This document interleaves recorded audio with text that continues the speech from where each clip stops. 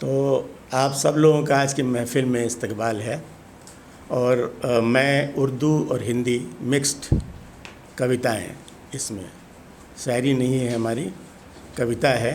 तो आप आज हम ऐसे गमगीन माहौल में यहाँ इकट्ठे हुए हैं जहाँ पर 22 अप्रैल को पहलगाम में जो 26 निरीह इंसानों की जो टूरिस्ट थे वहाँ गए थे, उनकी हत्या हुई। तो जाहिर है कि एक कवि, एक पोएट, उसके मन में ये फीलिंग आती है और मैंने उस पर 2 कविताएं लिखी हैं, उर्दू और हिंदी मिक्स्ड हैं। आप उसको सुनिए, उनको याद कीजिए और देखिए कि आपके जहन में क्या चल रहा है। जो मैं आपको पढ़कर सुना रहा हूँ, क्या आपके मन में भी ऐसा ही चल रहा है? आपको उस पल की याद आएगी, इस देश की याद आएगी जहाँ पर अनेकता में एकता ये नारा है, बट हम आज कहाँ हैं। तो इस कविता का शीर्षक है मासूमों की मौत का बदला। मासूमों की मौत का बदला। सुनिए मेरे मन के उद्गार। मासूमों का जहाँ रक्त बहा वह धरती है कश्मीर की, टुकड़े कर डाले किसने इतने सुंदर तस्वीर की। दहशत गर्दों का कोई ईमान नहीं, उनका कोई खुदा और भगवान नहीं। दुश्मन है वो मजहब के, हकीकत में वो इंसान नहीं। जो खून बहा मासूमों का बदला उसका चुकाना है। अब यही बात हो रही है, मोदी जी ने भी कहा मिट्टी में मिला देंगे। जो खून बहा मासूमों का बदला उसका चुकाना है, जिसने इसको अंजाम दिया, आका तो कोई और है, जिसने इसको अंजाम दिया मिट्टी में उसको मिलाना है। धर्म के नाम पर अब चलेगा मौत का दौर नहीं। मौत के बदले मौत मिले, इलाज इसका कोई और नहीं। जो चले गए वो न आएंगे, जो चले गए वो न आएंगे, बस याद ही उनकी आएगी। उनकी आत्मा को मिलेगा चैन तभी जब कातिलों की हस्ती खाक में मिल जाएगी। और इसी से मिलता जुलता एक बहुत बड़ा सवाल कि ऐ खुदा तू कहाँ है। सोचिए, ऐसे में आप सोचते हो ना, खुदा, भगवान, अल्लाह जो भी है एक ही है ऊपर में। ऐ खुदा तू कहाँ है? ऐ खुदा तू बता तेरा ठिकाना कहाँ है? ऐ खुदा तू बता तेरा ठिकाना कहाँ है? तू कैद है पत्थरों में कि आसमां तेरा घर है।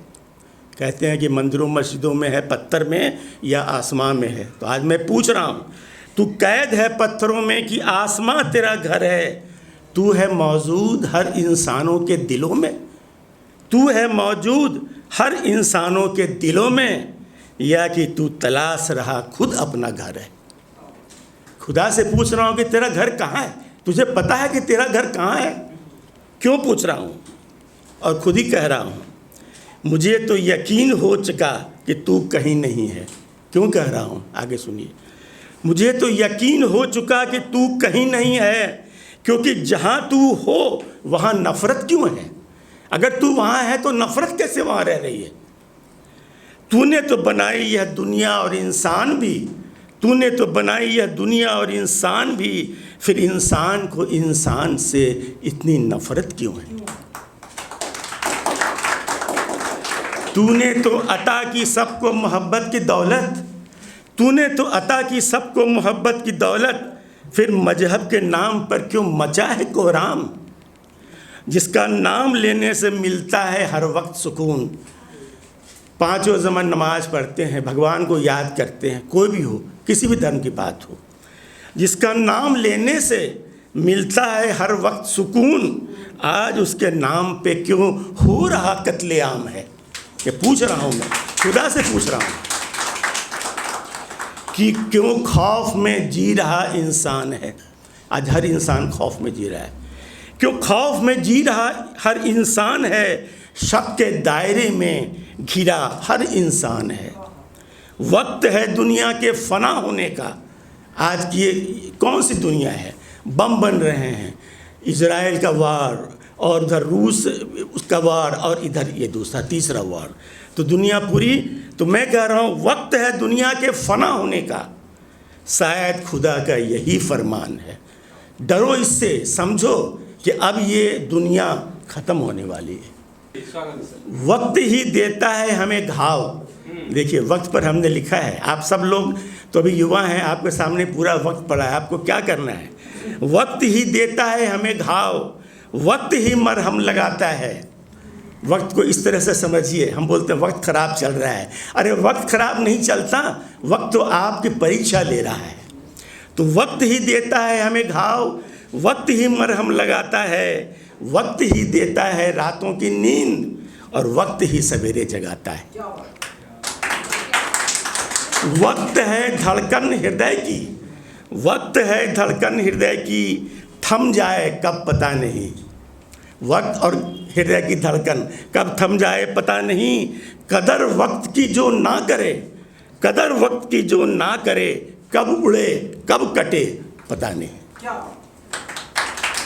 वक्त है नदिया की धारा, वक्त है नदिया की धारा, पत्थर भी इसे रोक न पाए, जो चलते रहे निरंतर, साथ इसके किनारे भी वही पहुंच पाए।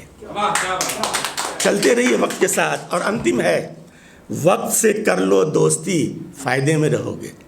वक्त से कर लो दोस्ती फायदे में रहोगे, झगड़े करके क्या पाओगे। वक्त तो इम्तहान लेता है सब्र का, वक्त तो इम्तहान लेता है सब्र का, कहते हैं सब्र करो तो मीठा फल पाओगे। बहुत बहुत शुक्रिया।